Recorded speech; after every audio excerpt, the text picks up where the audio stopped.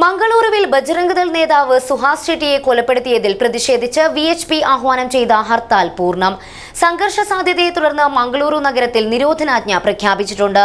നഗരത്തിലും പരിസര പ്രദേശങ്ങളിലും വൻ പോലീസ് സന്നാഹത്തെയും വിന്യസിച്ചിട്ടുണ്ട്. ഇതിനിടെ മംഗളൂരുവിൽ ചില അനിഷ്ട സംഭവങ്ങളും റിപ്പോർട്ട് ചെയ്തിട്ടുണ്ട്.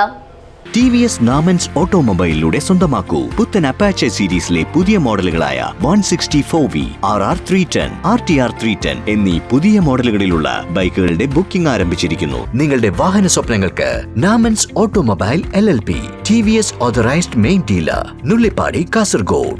വ്യാഴാഴ്ച രാത്രി 8 മണിയോടെയാണ് മംഗളൂരു ബജ്പൈ പോലീസ് സ്റ്റേഷൻ പരിധിയിലെ കിന്നിപ്പദവ് ജംഗ്ഷന് സമീപം നടുറോട്ടിൽ ബജ്രംഗ്ദൾ നേതാവ് സുഹാസ് ഷെട്ടിയെ ഒരു സംഘം വെട്ടിക്കൊലപ്പെടുത്തിയത്. സുരത്കൽ ഫാസിൽ കൊലക്കേസിലെ പ്രധാന പ്രതിയാണ് മരിച്ച സുഹാസ് ഷെട്ടി. കൊലപാതക വാർത്തയറിഞ്ഞതിന് പിന്നാലെ മംഗളൂരു നഗരവും പരിസര പ്രദേശങ്ങളുമെല്ലാം സംഘർഷഭരിതമായി. കൊലപാതകം നടന്ന സ്ഥലത്തേക്ക് പ്രവർത്തകരുടെ ഒഴുക്ക് തന്നെയുണ്ടായി. സുഹാസ് ഷെട്ടിയുടെ കൊലപാതകത്തിന് പിന്നാലെ പ്രതിഷേധവുമായി രംഗത്തെത്തിയ VHP ദക്ഷിണ കന്നഡ ജില്ലയിൽ ഹർത്താൽ ആഹ്വാനം നടത്തുകയും ചെയ്തു. രാവിലെ മുതൽ തന്നെ മംഗളൂരു നഗരത്തിൽ ഹർത്താൽ പൂർണ്ണമായിരുന്നു. വൈകിട്ട് 6 മണി വരെയാണ് ഹർത്താൽ. നഗരത്തിലെ കടകളൊന്നും തുറന്ന് പ്രവർത്തിച്ചില്ല. വാഹന സർവീസും പൂർണ്ണമായും നിലച്ചു. ഇതിനിടെ ചില അനിഷ്ട സംഭവങ്ങളുമുണ്ടായി. മംഗളൂരു നഗരത്തിൽ വെള്ളിയാഴ്ച രാവിലെ റോഡിലിറങ്ങിയ സ്വകാര്യ ബസ്സിന് നേരെ കല്ലേറുണ്ടായി. മംഗളൂരു നഗരത്തിന്റെ അദ്യാർ കണ്ണൂരിൽ വെള്ളിയാഴ്ച രാവിലെ ഒരു യുവാവിന് കുത്തേറ്റ സംഭവവും റിപ്പോർട്ട് ചെയ്യപ്പെട്ടു.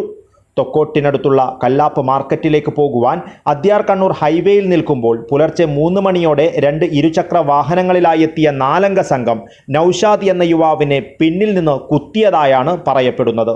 ഓടി രക്ഷപ്പെട്ട നൌഷാദിനെ പിന്നീട് നാട്ടുകാർ സ്വകാര്യ ആശുപത്രിയിൽ പ്രവേശിപ്പിച്ചു. വെള്ളിയാഴ്ച രാവിലെ ഉള്ളാൾ തൊക്കോട്ടിലെ ഉൾനഗരത്തിൽ യുവാവിനെ ഒരു സംഘം വാളുകൊണ്ട് ആക്രമിച്ച സംഭവവും റിപ്പോർട്ട് ചെയ്തിട്ടുണ്ട്. അലേക്കല സ്വദേശിയായ ഫൈസലിനെയാണ് ആക്രമിച്ച് പരിക്കേൽപ്പിച്ചത്. കല്ലാപ്പു മാർക്കറ്റിലേക്ക് വരുമ്പോൾ ഫൈസലിനെ നഗരമധ്യത്തിന് സമീപം വെച്ച് ഒരു സംഘം ആക്രമിച്ചതായി നാട്ടുകാർ പറഞ്ഞു. അതേസമയം സംഘർഷത്തിന് സാധ്യതയുണ്ടെന്ന ഇന്റലിജൻസ് റിപ്പോർട്ടുകളെ തുടർന്ന് മംഗളൂരു സിറ്റി പോലീസ് കമ്മീഷണർ പരിധിയിൽ 144 പ്രകാരവും ദക്ഷിണ കന്നഡയിൽ പോലീസ് ആക്ട് പ്രകാരവും നിരോധനാജ്ഞ ഏർപ്പെടുത്തിയിട്ടുണ്ട്.